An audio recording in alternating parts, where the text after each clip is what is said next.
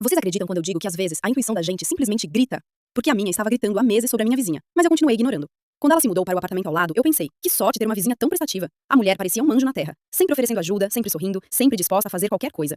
Ela se ofereceu para receber minhas encomendas quando eu não estava em casa. Dizia que trabalhava de casa e não tinha problema nenhum. Que vizinha maravilhosa, né? Pelo menos era isso que eu pensava. Mas começaram a acontecer umas coisas estranhas. Primeiro, ela sempre sabia quando eu ia sair de casa. Sempre. Se eu descia para jogar o lixo às 7 da manhã, ela aparecia na porta. Se eu voltava do trabalho meio-dia, ela estava lá, como se ela ficasse me vigiando.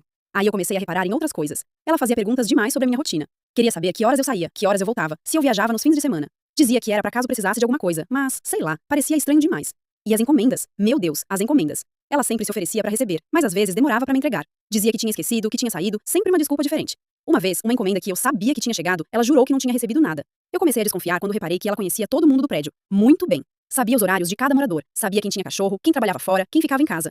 Para uma pessoa que tinha acabado de se mudar, ela sabia informação demais. Mas o que realmente me deixou com o pé atrás foi quando ela começou a perguntar sobre os vizinhos dos outros andares.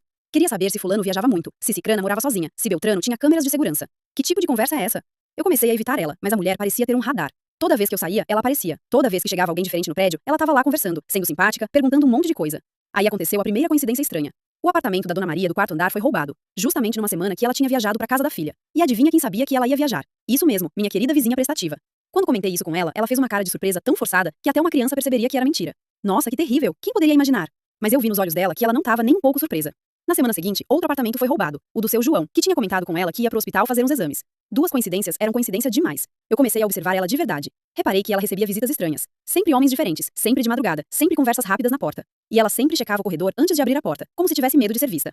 Uma noite, eu acordei com barulho no corredor. Era quase 2 da manhã. Fui até o olho mágico e vi ela conversando com dois caras que eu nunca tinha visto. Um deles estava com uma mochila pesada, e eu consegui ouvir ela falando baixinho. Apartamento 304, ele sai todo dia às 6. Meu sangue gelou. O apartamento 304 era do seu Roberto, que realmente saía todos os dias às 6 para trabalhar. Ela estava passando informação pros caras. A vizinha prestativa era na verdade uma espiã. Eu não consegui dormir o resto da noite. Fiquei pensando em tudo. As perguntas sobre os vizinhos, o conhecimento sobre os horários de todo mundo, as encomendas que ela segurava, os apartamentos que foram roubados. Tudo fazia sentido agora. No dia seguinte eu liguei pra polícia. Contei toda a situação, mas eles disseram que precisavam de mais provas. Então eu decidi fazer minha própria investigação. Comecei a anotar todos os movimentos dela, os horários que ela recebia visitas, as conversas que ela tinha no corredor, os momentos que ela ficava vigiando a entrada do prédio. Em uma semana, eu tinha um padrão completo. E então veio a confirmação que eu precisava. Na quinta-feira, seu Roberto comentou no elevador que ia viajar no fim de semana. Na sexta, eu vi minha vizinha conversando com os mesmos dois homens da outra vez. E no sábado de madrugada, eu vi eles entrando no prédio. Eu liguei pra polícia na mesma hora. Consegui filmar eles saindo do apartamento do seu Roberto com sacos cheios de coisa. E quando a polícia chegou, adivinha quem tava na porta do apartamento dela, recebendo parte do dinheiro. A cara dela quando viu as viaturas foi impagável. A mulher que sempre sorria, sempre prestativa, sempre gentil, virou uma fera. Começou a gritar, a xingar, a culpar todo mundo menos ela mesma. Descobriram que ela fazia isso há anos. Se mudava para prédios, ganhava a confiança dos vizinhos, coletava informações sobre os horários e hábitos de todo mundo e passava tudo para uma quadrilha especializada em roubo residencial. Era o trabalho de casa perfeito. Ela foi presa junto com os comparsas. E quando a polícia revistou o apartamento dela, encontraram um caderno com informações detalhadas sobre cada morador do prédio. Horários, hábitos, quando viajavam, quando ficavam sozinhos. Era um manual completo para assalto.